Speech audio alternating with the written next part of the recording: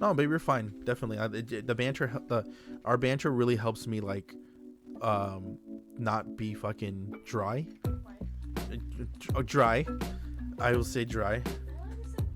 Okay, quiet. Oh shit, 43. Yeah. I don't have. Okay, you know what it is? I'm not top to. I don't have topics. Yeah. Have a good day. I probably should, but there's so many things I want to talk about, and that's what happens is because there's so many things, I lose track of what I really want to talk about. Oh my god, not Rock Tomb. No. Oh. I probably should. But at the same time, it's like the same time when I've tried to write scripts for like videos, and I'm like, I can't follow the script. The script feels too robotic.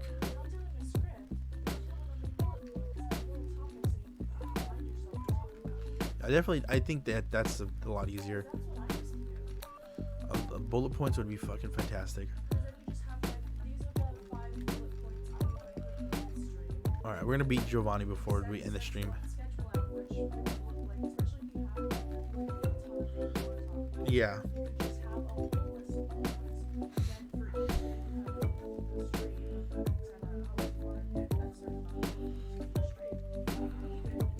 So cool.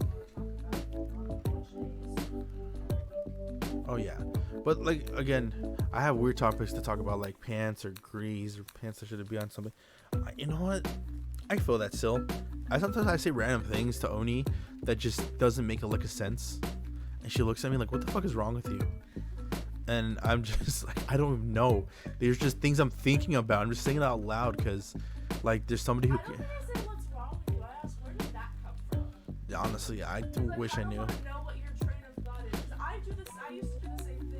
Fuck.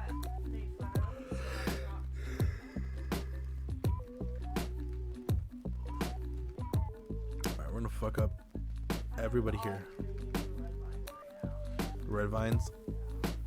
I don't know what I crave.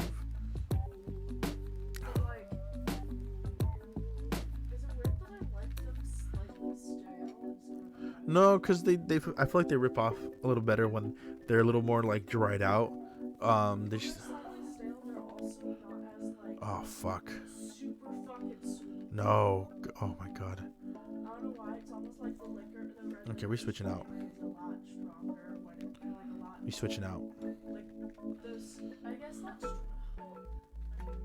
It's very artificially tasting when they're fresh, but it tastes better when they're not. I can see that. People should be allowed to walk around the town without pants. I think so. I think that's not a bad. Like, it just. I mean, people. Yeah. I don't know.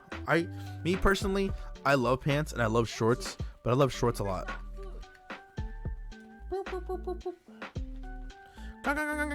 I love like shorts. Like, I would love to wear like booty shorts everywhere.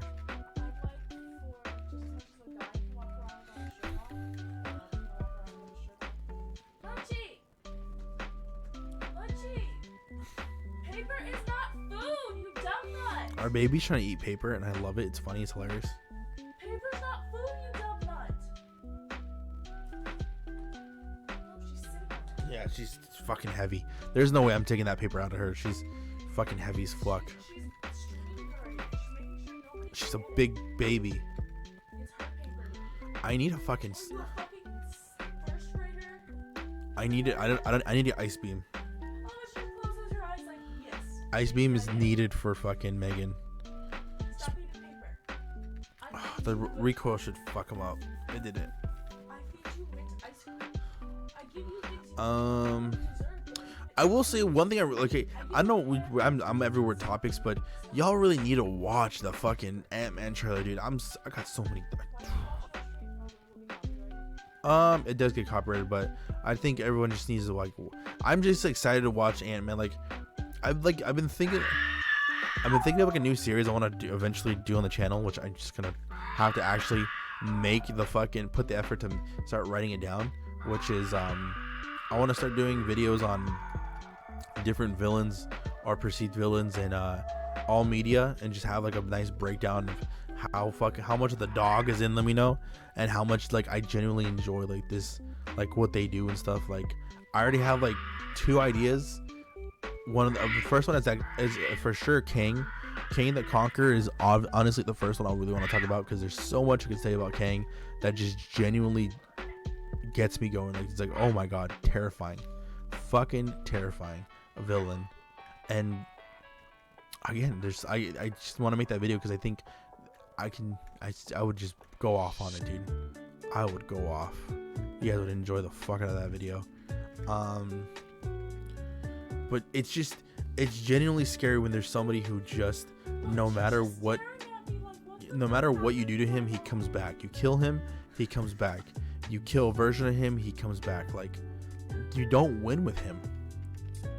Like, Nathaniel Richards is probably one of the best villains in the entirety of DC. Oh, dude, Megan, the movie that horror movie actually looks really good. I think I was watching an interview with the cast, and they're like really happy because it's actually 93% on Rotten Tomatoes, which is pretty good for a Blumhouse picture. And I think what's funny about it is I think this was Universal's way of saying fuck you to I think it's MGM, who owns the original rights to Child's Play. So that's why they made the Chucky Child's Play, where it's like a fucking doll that doesn't understand what's protecting the kid and overprotecting the kid. And thus what they made Megan is like a, hey, you know what? We saw that you made our series. You wanted to make your own Child's Play and you fucked it up. Well, we're going to make a version of your movie and make it better. Which is exactly what they did with Megan. It's very much the same plot as Child's Play, the remake, just done better without relying on the name Child's Play and the character of Chucky and Andy Barkley and etc. etc.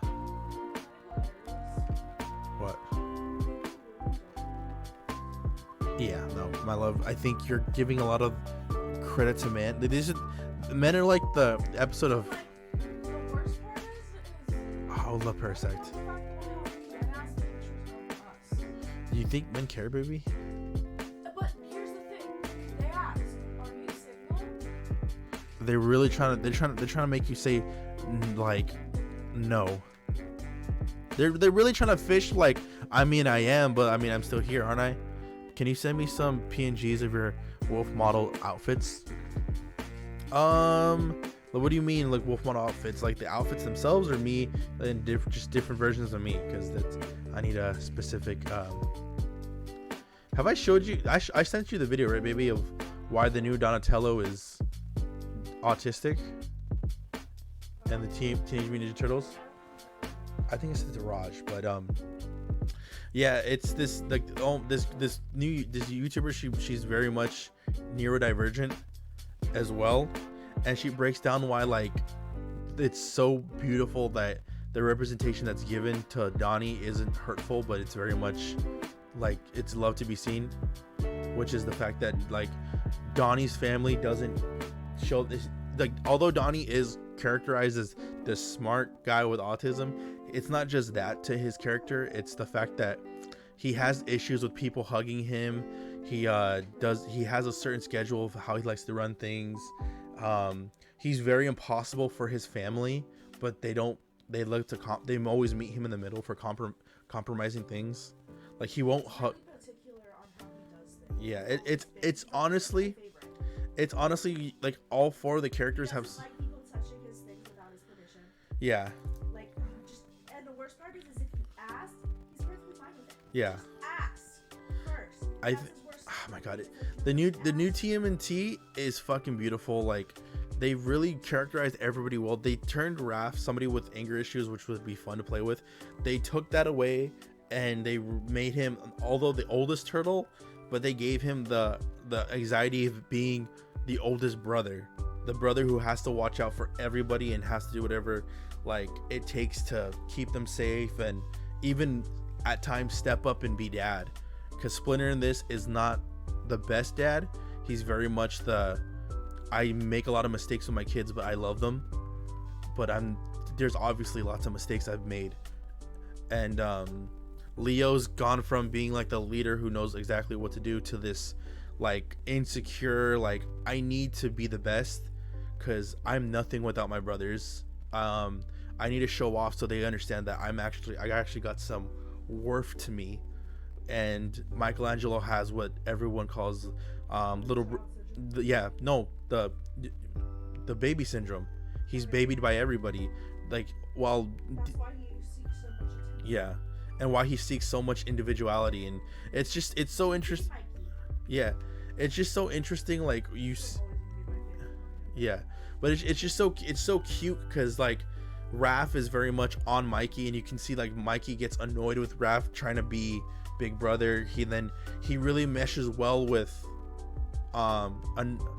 his other brother who has a different way of thinking, with that being Donatello, who's very much like lacks empathy and isn't so empathetic, while him having ADHD, being full of empathy, they very much just like bounce off perfectly on each other. And how he gets really triggered and very emotional when his family fights, and all he wants to do is, guys, we don't need to fight, it's all love and peace. And you're just like, damn, they're really an interesting family. And not even just that, it's the fact that in this new version it's very clear that they're black, but Splinter's Japanese father, and he doesn't play that shit. He's very much like hands off, like I'm just gonna I lead by words, not by example.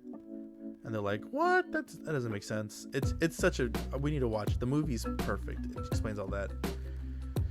2012 Splinter and 1980 Splinter are the best incarnations. I didn't like the 1987 one much. The 2012 one was really good.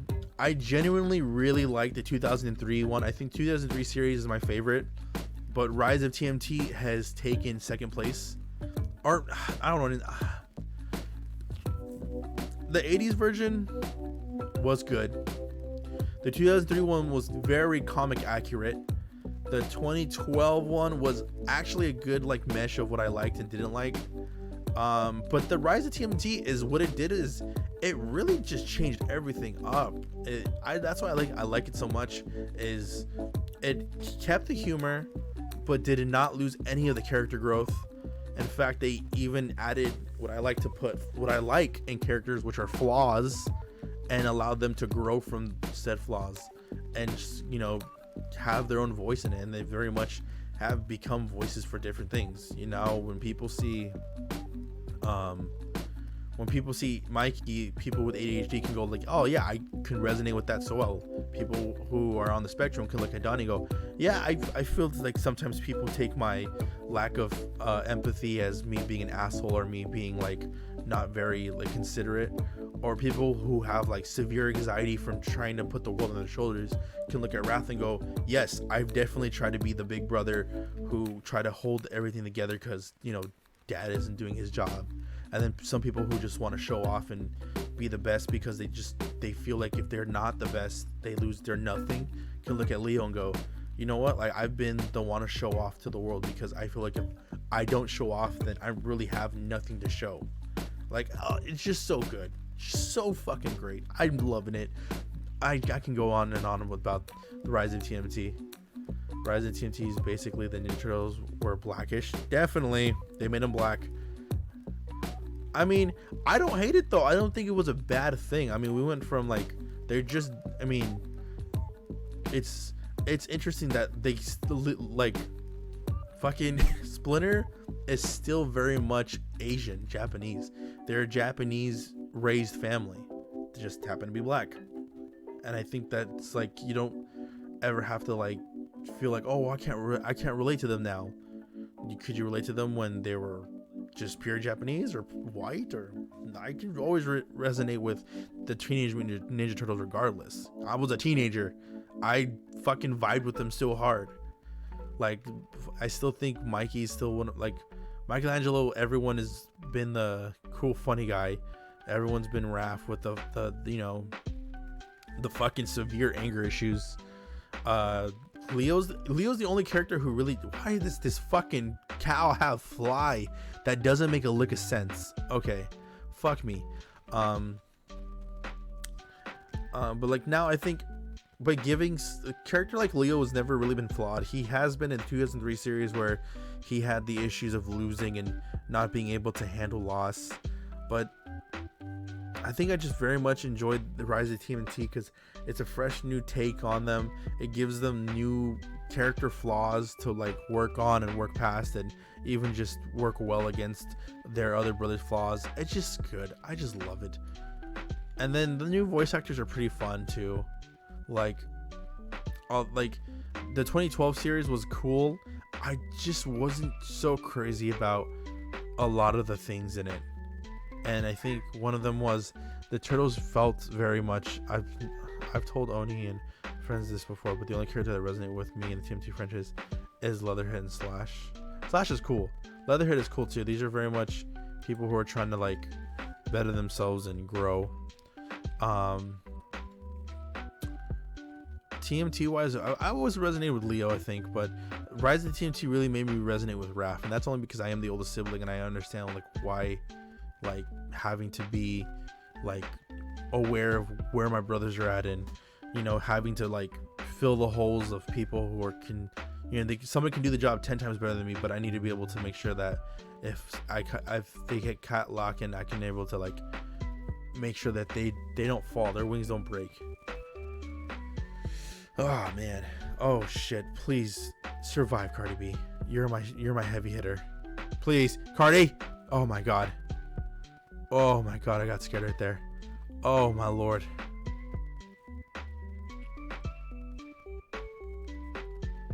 Alright, I think, man, if I had to give like my favorite Shredder, I don't know, I kind of really like 2012 Shredder. Like don't get me, 2003 Shredder was cool. I mean, we had like 3 different ones. We had the actual demon Shredder, we had the Cyber Shredder, and then we actually had like the fucking Utron Shredder. But 2012 Shredder made it like so personal, being a jealous brother from a rival clan, killing his basically brother, taking his niece, and like it was just so fucking good. And like the final battle with Leo, and Leo tells him, you were his like brother, you were her dad, you were this and that, and like you did this, you turned yourself into a monster, and it's just fucking phenomenal. He was pretty fucking brutal, but I won't lie, the Rise of TMT Shredder wasn't, I wouldn't say I don't like him, because I thought he was cool, but he very much was just alien armor. That's what he really was. It was just a predator. He really was just like a precursor to the Krang. I will say, best version of the Krang, definitely Rise of TMT. I remember when I first watched Rise of the TMT, and I thought to myself, especially the movie, when the Krang come out, I was like, this is scary. Like, goddamn, the Krang have never been like able to throw down. They've always, huh? Yeah, but the Krang have always used the like in the 2012 show, they have like the Men in Black looking suits. In the 1981, it's just Krang, and he's like Krang, like he just talks like that. Yeah, like, but like the new one is, he's got the dog in him. Like he's like, I was gonna watch a movie before I streamed, but you were sleeping and I didn't want to like put it on, so I was like, I'm not gonna put the TV on, I'm just gonna like, babe, you probably were gonna sleep.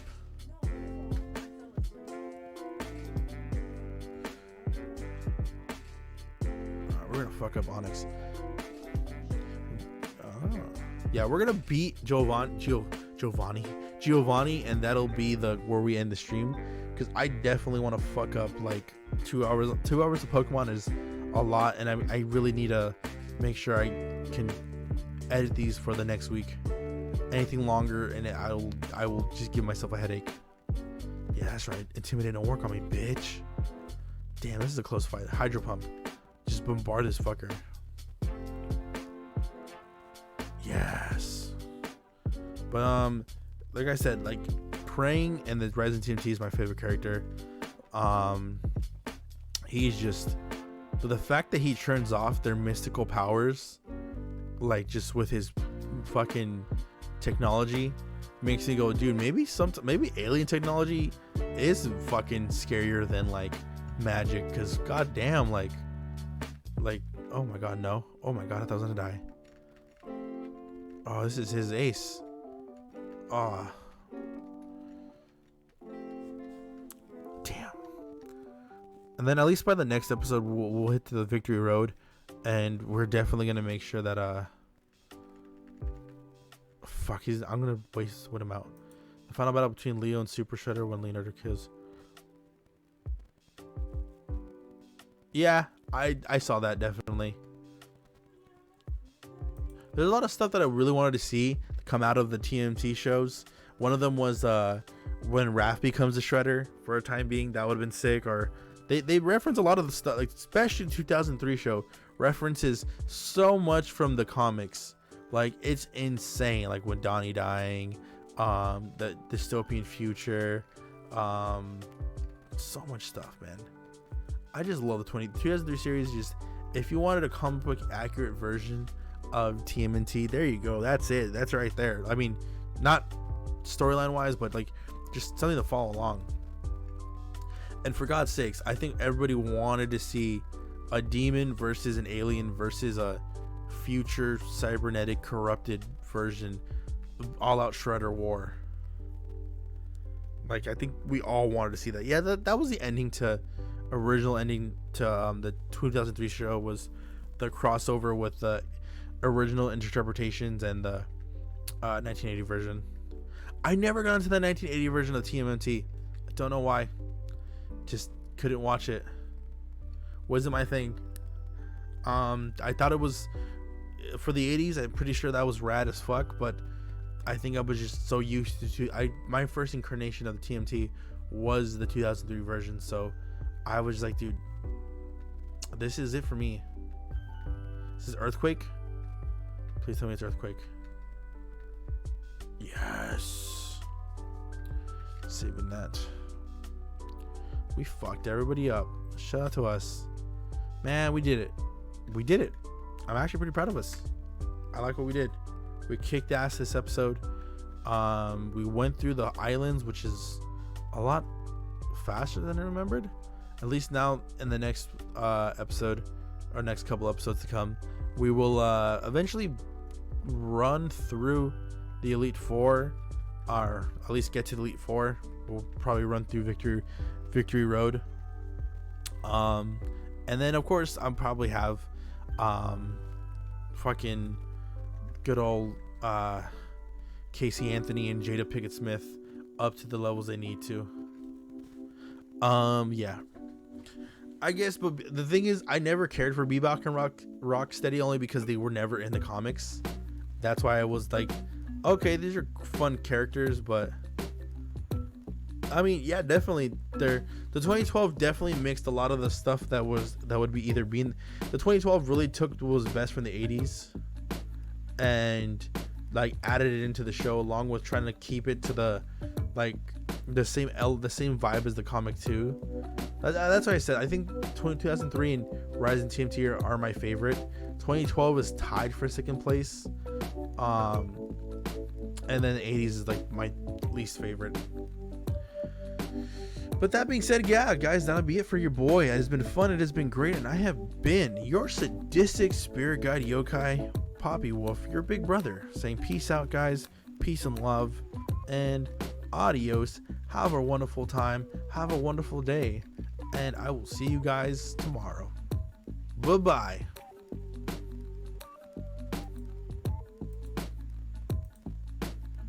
All right, let's go rate somebody.